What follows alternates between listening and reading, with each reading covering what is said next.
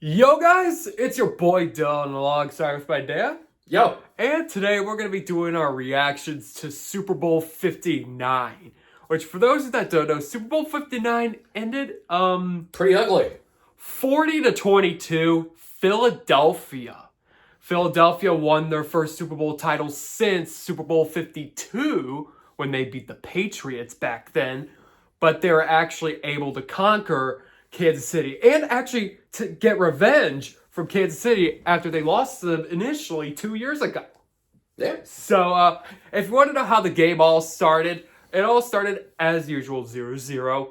Then, Philadelphia, they could have gotten a big play, but it was called back, it technically went to the Chiefs' ball because It was an offensive pass interference that was called there. And I'm not sure that it was offensive pass interference.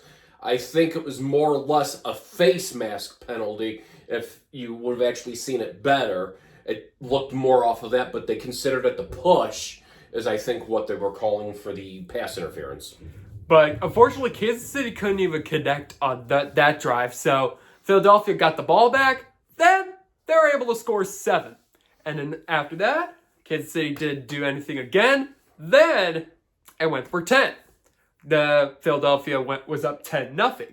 Then Kansas City, they tried to get something going, but I believe that drive ended on an interception. Yeah, a lot of stuff ended on a bad note for A Kansas pick City. six, actually. A pick six. So making it 17 17 to nothing. And that game went from bad to worse. As Philadelphia at this point, they just started driving up the score 24 to nothing, 34 to nothing.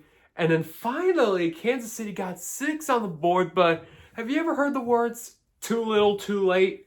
Well, yeah, because Philadelphia would start grabbing them by 3, 37 to 6, 40 to 6. Hey, I mean, at least Kansas City got 2 more touchdowns to at least try to close the gap. But in the end, then again, 40 to 22 was the final. And Not a Super Bowl. it was one of those Super Bowls that it was more of a wider margin than a closer margin, a little more closer game that I anticipated. I expect to me personally, I expected a lot more out of Kansas City, but what's your take?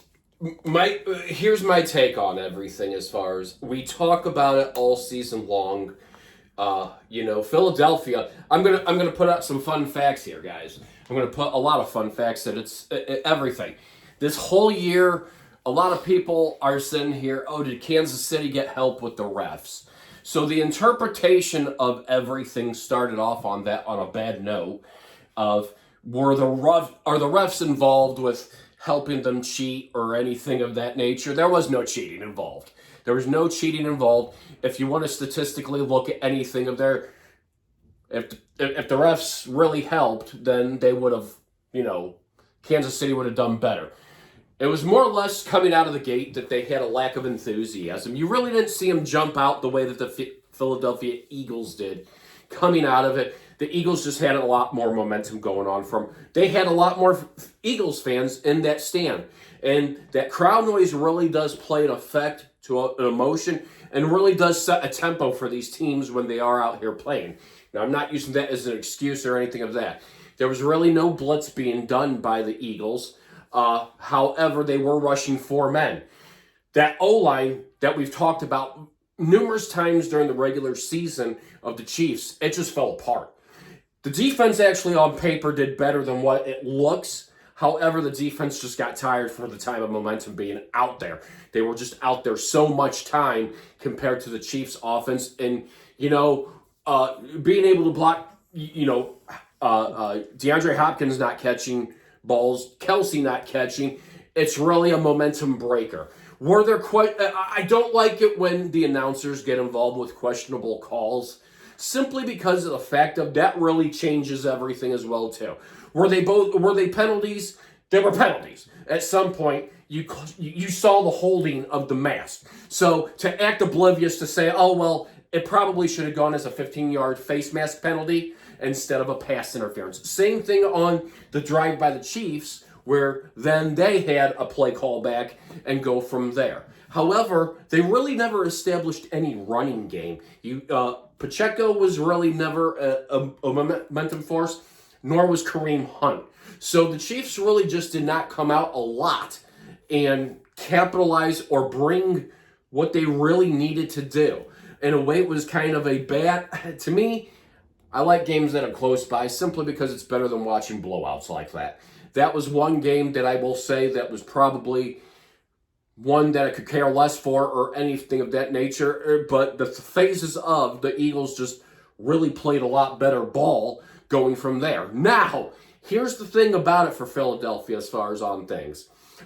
It's going to be interesting to see how they do. The one guy I think they should have really tried to wrap up the most was, you have to give a lot of credit to Vic Fangio, their defensive coordinator, who really, he put together a great defense for the Philadelphia Eagles.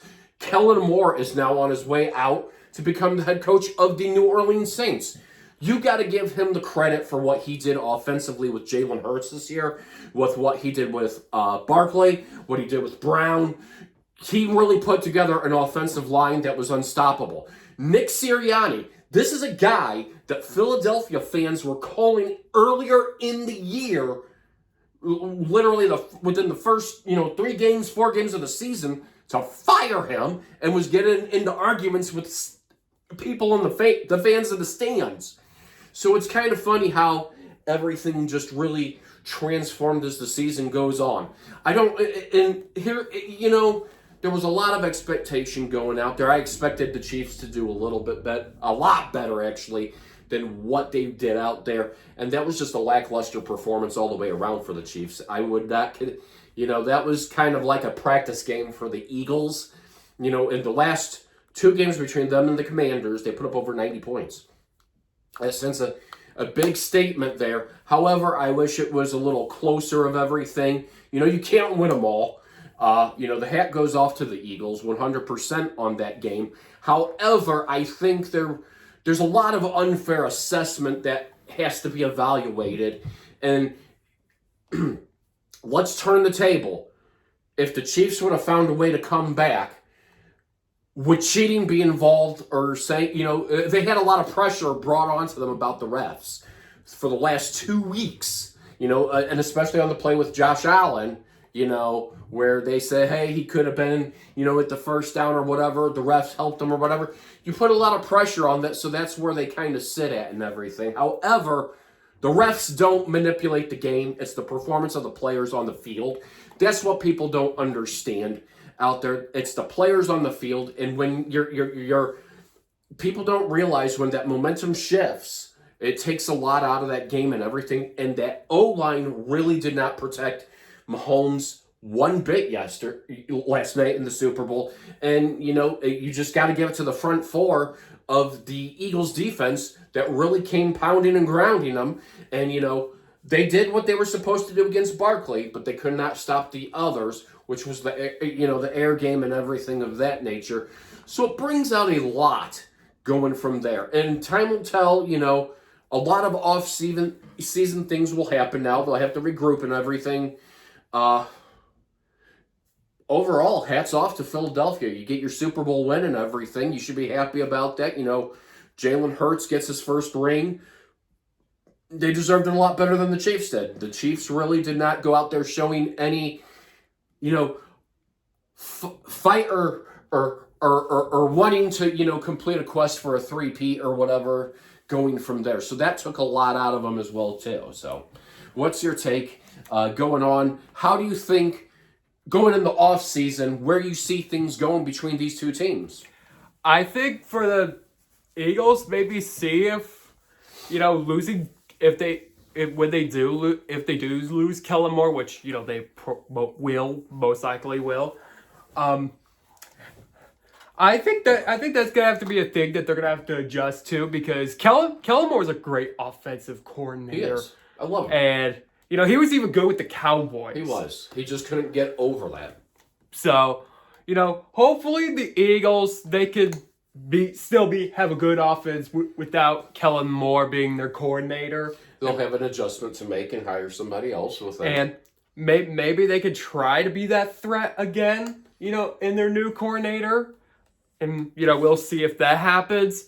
But with the Chiefs, sometimes go into the offseason, take a deep breath, maybe refresh, and then go into the 2025-26 season, and try to see if you can maybe go back to the big game for a fourth year in a row. See if you can get back to being a Super Bowl champion again. And, the thing about it is they had a great run. They've been to the Super Bowl how many, 5 of 6 appearances in the last 5-6 years. So that is a remarkable accomplishment for anybody to be able to do. Winning the AFC Championship, they have numbers. Now, let's go ahead and talk about the people that are saying Mahomes isn't an elite quarterback or anything of that. Stop it.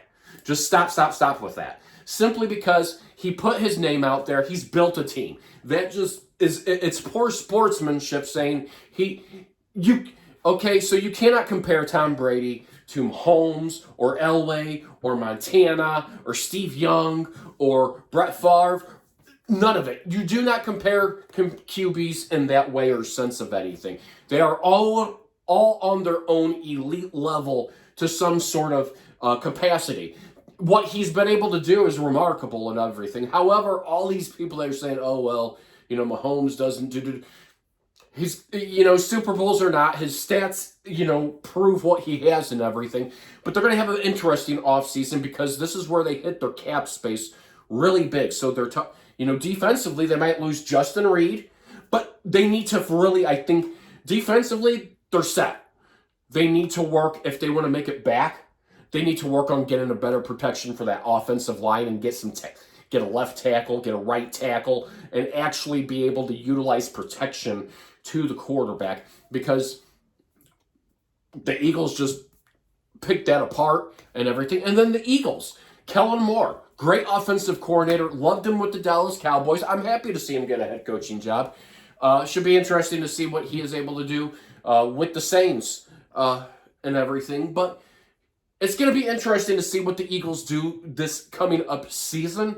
Another thing for the Chiefs, I'm not a big Nagy fan. Offensive coordinator-wise, I think they should probably look at maybe bringing Doug Peterson back as their offensive coordinator now that he is still readily available. And maybe, canning Nagy. You've seen the numbers for Mahomes regress under Nagy, even though they won it last year, the year before. So those are numbers that are concerning, and especially with the talent they have. They have Rashee Rice. He'll be healthy this season coming up. So there's a lot of ifs going on to here. Overall, I think this next year is going to be very, very interesting simply because we're seeing a lot of changes in the NFL coming on between coaches. So it's going to be really interesting to see. You can't take any shame to it or anything. It was a walloping game. It happens. The better team that prevailed was the Philadelphia Eagles. The credit goes there. They deserved the Super Bowl. They were hungrier for it, and they were a lot hungrier to go ahead and get that win. All right. So one more thing. Overall in the Super Bowl, how, between a scale of 1 to 10, just overall in this Super Bowl Sunday, how would you rate it? 1 being the worst, 10 being the best?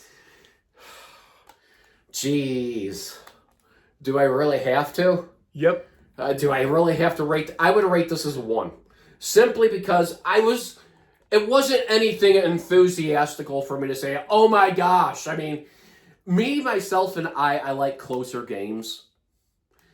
Just because it's both teams fighting for that spot. However, the Chiefs just didn't look like they were out there doing anything. I mean, they were running circles. It reminded me of when the Chiefs had to play the Patriots in the when they had to play the Buccaneers in the Super Bowl, and Mahomes was running circles around. It happened. I would probably say that was a 1. What would you say? I'd have to go for probably a 2. I mean, 2 for effort from Kansas City to try to come back, but then again, I am not